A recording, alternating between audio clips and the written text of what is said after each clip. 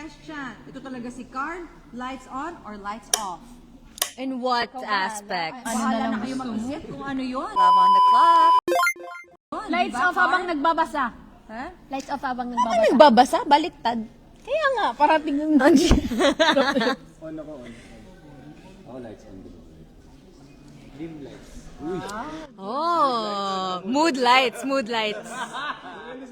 Warm mood lights. Mood light din si Danny. Ikaw, Victoria, lights on or lights off? Hindi ko alam. Kung anong gusto mo. Sunmig light. Love on the clock. Sabi ni Romel the Divas. my dad. Hi, Tito! Hi, dad.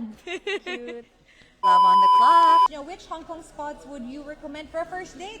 Sabi ni RD Diz. Cubao, Chinese. Ako Disneyland din. Ako, Luna. Oh, that's true. Okay, Disneyland. Tsaka Victoria Beach din ako.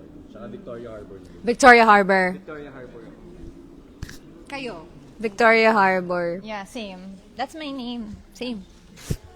Ikaw. Ako yung dumplingan sa kanto. Promise. Oh, that's so cute. Ito, ang saya. Asan daw? Sa Ocean Park na lang, wala. Love on the clock. O cast, ano yung dapat namin abangan sa newest dating TV show ng TV5? Abangan nyo na lang kung paano namin mahanap yung pagmamahal na gusto ka nila. Asim naman nun. Sige na nga.